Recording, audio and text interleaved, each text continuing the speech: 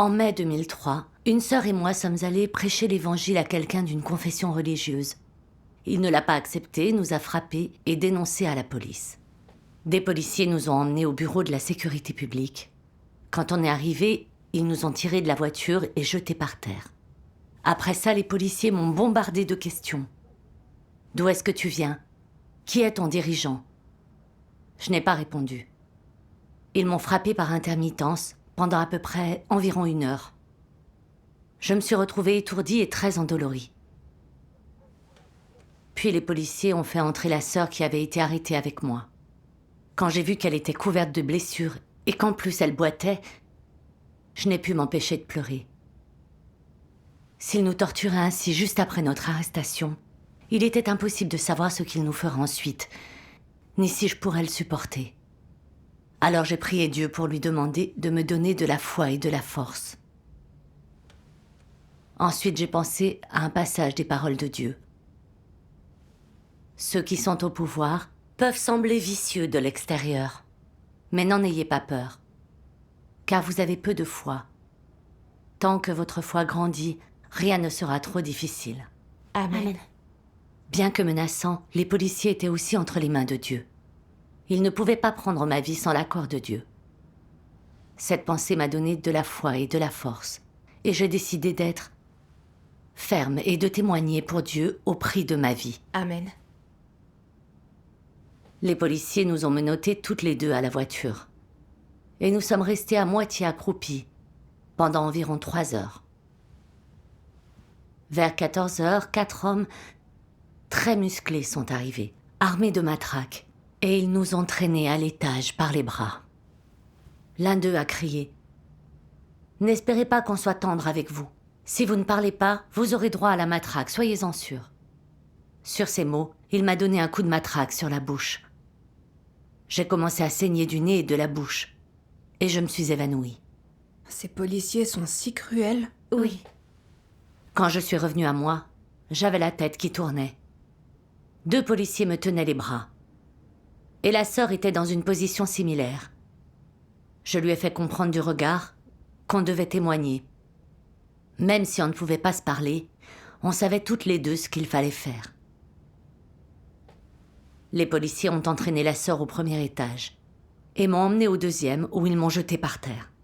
Un policier à lunettes m'a fusillé du regard et a dit « D'où est-ce que tu viens? Où habites-tu? Et qui est ton dirigeant ?» Je n'ai pas répondu.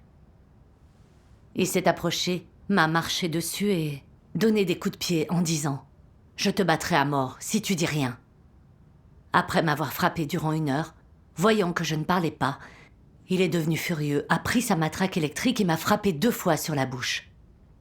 Puis il a recommencé à me donner des coups de poing et de pied.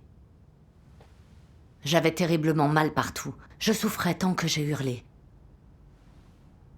Et j'ai appelé Dieu sans cesse dans mon cœur. « Oh Dieu, ma chair est trop faible. Je ne veux pas être un Judas. S'il te plaît, protège mon cœur et aide-moi à traverser cette difficulté. » Puis j'ai pensé à un passage des paroles de Dieu. Lorsque les hommes sont prêts à sacrifier leur vie, tout devient insignifiant et personne ne peut l'emporter sur eux. Qu'y a-t-il de plus important que la vie? Satan ne peut alors pas faire plus chez les hommes. Il ne peut rien faire avec l'homme. Amen. Ces paroles m'ont donné de la force. Je ne devais pas craindre la mort. Je devais mettre ma vie en jeu pour témoigner pour Dieu et humilier Satan. Amen. Le policier m'a frappé encore un moment. Comme je ne disais toujours rien, il m'a écrasé le nez et la bouche de toutes ses forces avec son pied, tout en continuant à m'insulter. J'avais si mal que je me suis roulée sur le sol. Ces policiers étaient vraiment inhumains. Oui. J'ai entendu ma sœur crier à l'étage inférieur, ce qui a accru mon supplice. Après quelque temps, 2 policiers sont arrivés et m'ont dit « Ton ami d'en dessous nous a tout dit. Même si tu ne parles pas, on sait tout. Maintenant avoue, sinon ça va mal tourner pour toi. » J'ai pensé « Vous autres démons employez tant de ruses. Vous croyez que je n'ai pas entendu ma sœur pleurer et crier?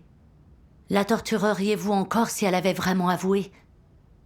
J'ai décidé de ne pas trahir Dieu, même au prix de ma vie. Alors vous ne me soutirerez aucune information. » Voyant cela, le policier à lunettes, qui m'a attrapé méchamment par les vêtements, m'a soulevé et a dit « On dirait qu'il te faut encore quelques coups. Tu ne parleras pas si on ne t'arrache pas des aveux. » Il m'a frappé et m'a marché dessus. La douleur était si intense que je me suis effondrée. Mes lèvres étaient si enflées qu'elles dépassaient mon nez. Et j'ai continué à appeler Dieu dans mon cœur. Ô Dieu, j'ai atteint la limite de mon endurance. Je ne sais pas ce que ces policiers me réservent et j'ai peur. Je te demande de me guider pour que je puisse témoigner. Puis j'ai pensé à un passage des paroles de Dieu. Au cours de ces derniers jours, vous devez rendre témoignage à Dieu. Malgré votre souffrance, vous devez marcher jusqu'au bout. Et même à votre dernier souffle, vous devez toujours être fidèle à Dieu et être à sa merci. Voilà ce qu'est le véritable amour pour Dieu. Et voilà le seul témoignage fort et retentissant. Amen. Amen. En songeant à ces paroles de Dieu, j'ai trouvé de la foi et de la force. Que je vive ou que je meure, je témoignerai et j'humilierai Satan. Quand j'ai été bien décidée à mettre ma vie en jeu, quels que soient les coups que je recevais, ils ne me faisaient plus aussi mal, comme si j'étais endormie. Dieu soit loué. Après une période dont la durée m'échappe, quelques policiers qui riaient aux éclats m'ont réveillée.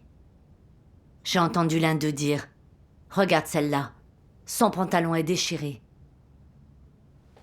Je me suis rendu compte que mon pantalon était déchiré des cuisses aux genoux et qu'on voyait ma culotte. Je me suis sentie si humiliée.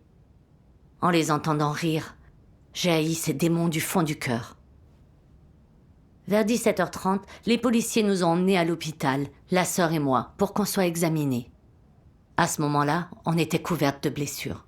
Mon visage était terriblement enflé. Mon pantalon était en lambeaux. Et mes vêtements étaient tachés de sang. Alors qu'on boitait vers la salle de consultation, d'autres patients nous ont regardés avec horreur et ont chuchoté. « Qu'ont-elles fait pour être battues comme ça? C'est horrible à voir. » À l'idée d'avoir été persécutés par le PCC, juste parce qu'on croyait en Dieu et qu'on avait prêché l'Évangile, alors que des meurtriers, des pyromanes, des voleurs et des cambrioleurs étaient laissés en liberté, j'ai été pleine de ressentiment. Alors j'ai pensé à certaines paroles de Dieu, qui se trouvent dans L'œuvre et l'entrée 8. Peu étonnant donc que Dieu incarné reste complètement caché.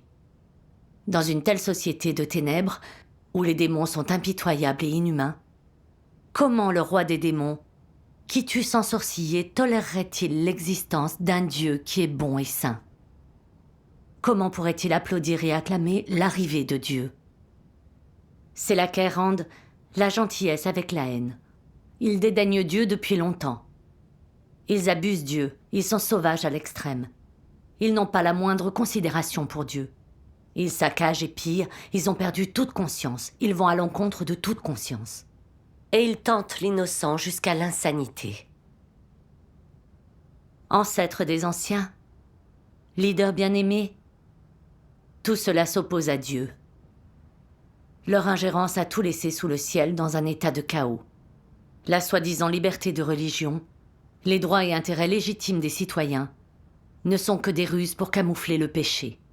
Amen. Tout en agitant la bannière de la liberté de croyance, le PCC persécute cruellement les chrétiens en secret. Il veut la mort de tous ceux qui croient en Dieu, et il perturbe et détruit son œuvre. Le PCC n'est qu'une bande de démons qui résistent à Dieu. C'est vrai. Les policiers m'ont torturé et blessé pour me forcer à trahir Dieu. Mais je ne les aurais pas laissés réussir. Amen. Dans la soirée, les policiers nous ont envoyés au centre de détention. Une policière nous a emmenés dans une pièce et nous a ordonné de nous déshabiller. Elle a aussi arraché les boutons de nos vêtements et pris nos ceintures, avant de nous emmener à l'intérieur d'une cellule. Cette nuit-là, on a toutes les deux dormi sur des couchettes en béton. Parce que je n'avais pas mangé de la journée, et que j'avais mal partout. Je n'ai pas pu m'allonger, et je n'osais pas poser mes fesses sur la couchette. Je ne pouvais que me recroqueviller en boule sur le côté. Je souffrais vraiment terriblement. Je ne savais pas de quel crime le Parti communiste nous accuserait. Si j'étais condamnée à 8 ou 10 ans, ne passerais-je pas le reste de ma vie en prison ? Je ne reverrais plus ma famille et non plus mes frères et sœurs. Comme je me sentais très faible, j'ai adressé une prière à Dieu. Ô Dieu, je te supplie de me donner de la force et de me guider pour que je comprenne ta volonté. Après ma prière, j'ai pensé à un passage de ces paroles. Tirée de l'œuvre de Dieu est-elle aussi simple que l'homme l'imagine ?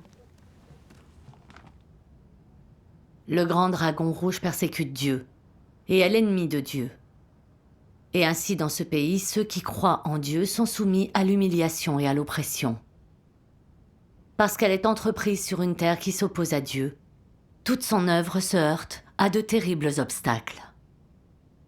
Et l'accomplissement de nombre de ces paroles demande du temps. Ainsi, les hommes sont épurés grâce aux paroles de Dieu, ce qui constitue également un élément de souffrance. Il n'est pas facile pour Dieu d'accomplir son œuvre dans le pays du grand dragon rouge. Mais grâce à cette difficulté, Dieu accomplit une étape de son œuvre. Rendre manifeste sa sagesse et ses prodigieuses réalisations. Et saisir cette chance de compléter ce groupe de personnes. Amen. Grâce aux paroles de Dieu, j'ai compris que parce qu'il était un ennemi de Dieu, le PCC haïssait Dieu et la vérité. Par conséquent, il faisait tout pour nous empêcher de croire en Dieu et nous torturait pour qu'on le trahisse. Quand on croit en Dieu dans ce pays, on est destiné à subir cette persécution.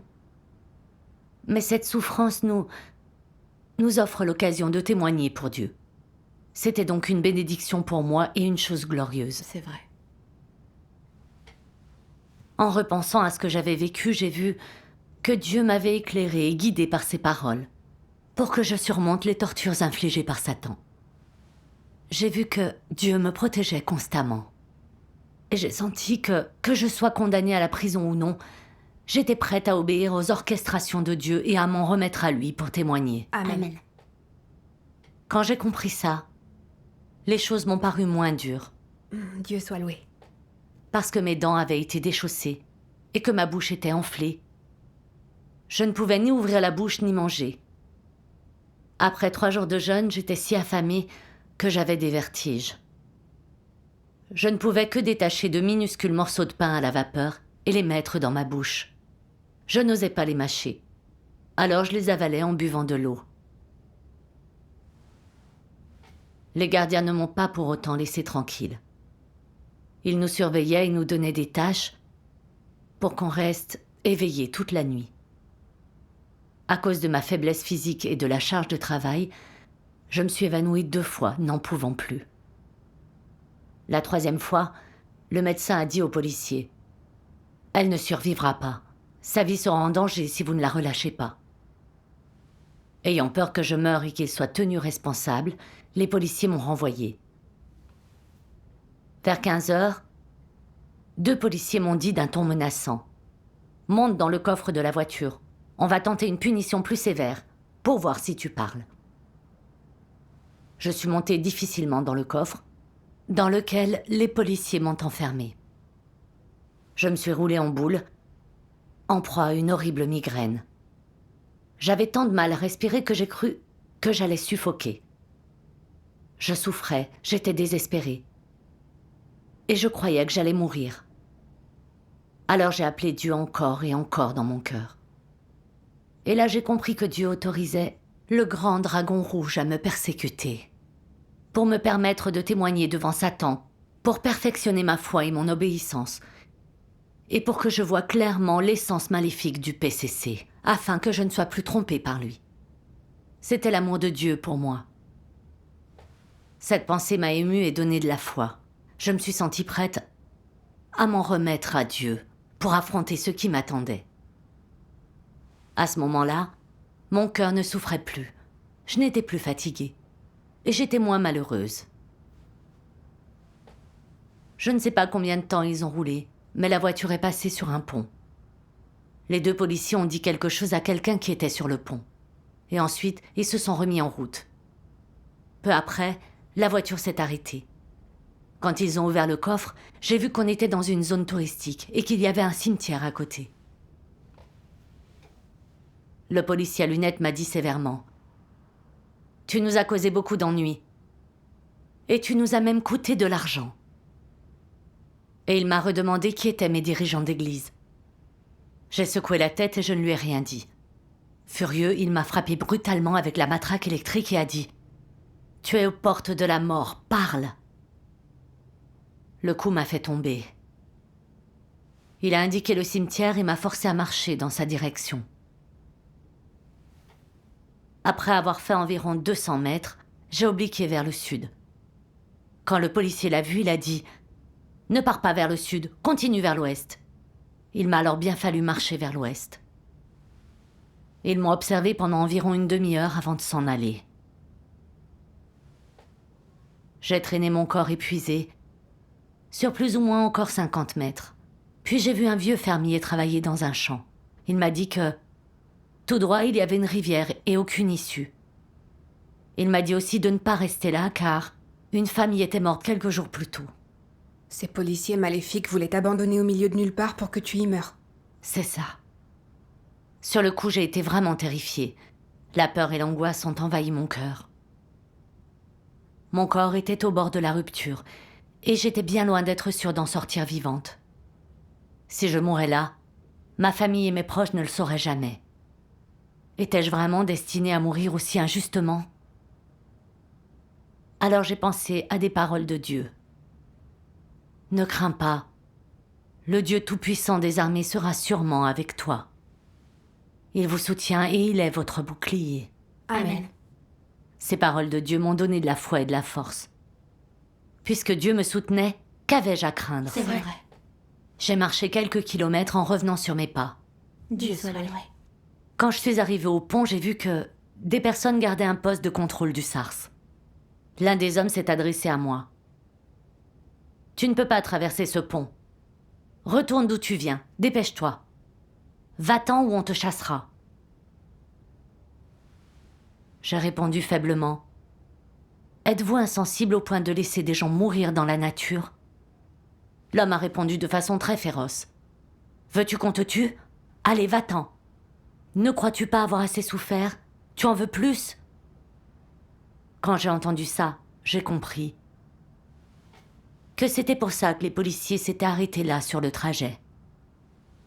Ils avaient convaincu ces hommes de me piéger dans le cimetière. Que ces démons sont terribles, sournois. Oui.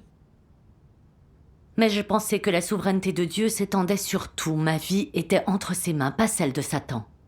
Et j'étais prête à m'en remettre à Dieu pour traverser ce qui m'attendait. Alors je me suis cachée dans un petit bois près de la rive.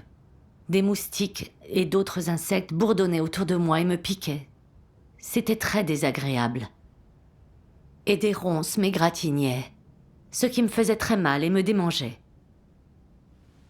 Quand la nuit est tombée, j'ai décidé de retourner dans un endroit familier. Comme des policiers gardaient le pont, le seul moyen de traverser la rivière était un gué qui était à 100 mètres du pont. La rivière était large d'environ 50 mètres. J'ai avancé péniblement à travers la rivière, en mettant un pied devant l'autre, parce qu'il y avait des débris comme du verre, des briques et des cailloux. J'ai dû avancer avec une extrême prudence, jusqu'à ce que j'atteigne enfin l'autre rive. J'étais si contente que j'ai pleuré et que je me suis agenouillée pour offrir ma louange à Dieu. Dieu soit loué. Ensuite, je me suis remise en route. J'ai vu une voiture de patrouille dont les phares avaient une grande portée. Comme j'avais peur de me faire repérer, j'ai avancé prudemment à travers champs.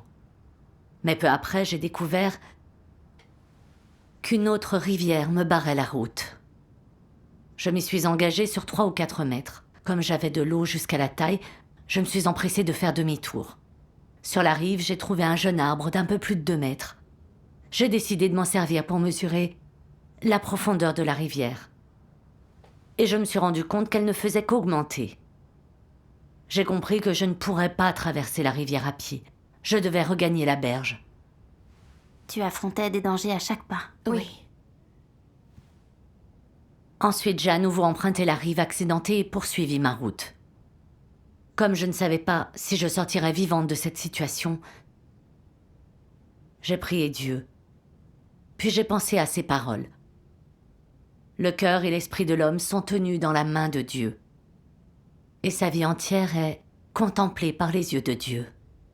Peu importe le fait que tu y crois ou non. Pourtant, toutes les choses, qu'elles soient vivantes ou mortes, iront en évoluant, seront amenées à changer, se renouvelleront et disparaîtront conformément aux pensées de Dieu. C'est de cette manière que Dieu préside sur toutes les choses. Amen. De fait, Dieu est la source de la vie humaine. Je n'avais qu'à m'en remettre à Dieu et Dieu me guiderait et me dirigerait. Oui.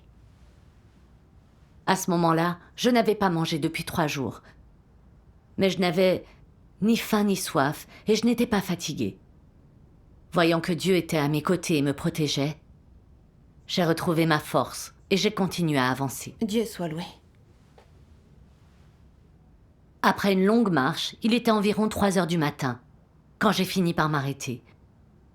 Mais j'avais atteint un autre poste de contrôle. Je ne savais pas si les gens qui le gardaient avaient été avertis à mon sujet et m'empêcheraient de passer.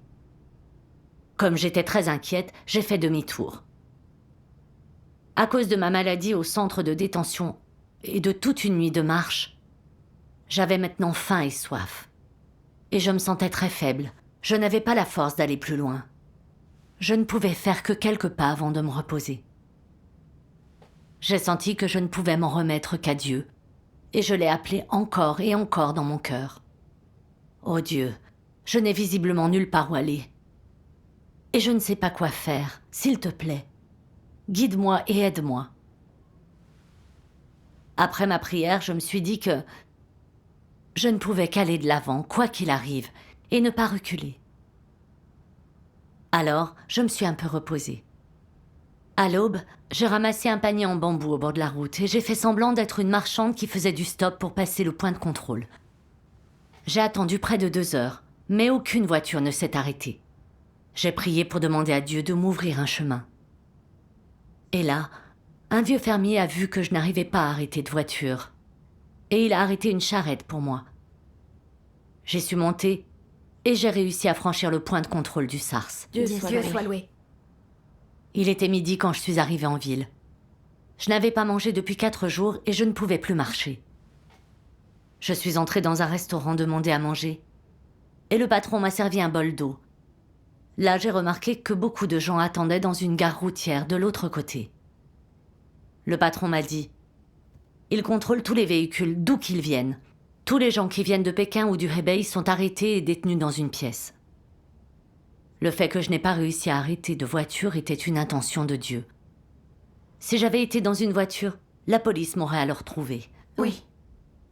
Voyant que Dieu était à mes côtés, qu'il veillait sur moi et me protégeait, j'ai abordé la suite du voyage avec plus d'assurance. Dieu soit loué.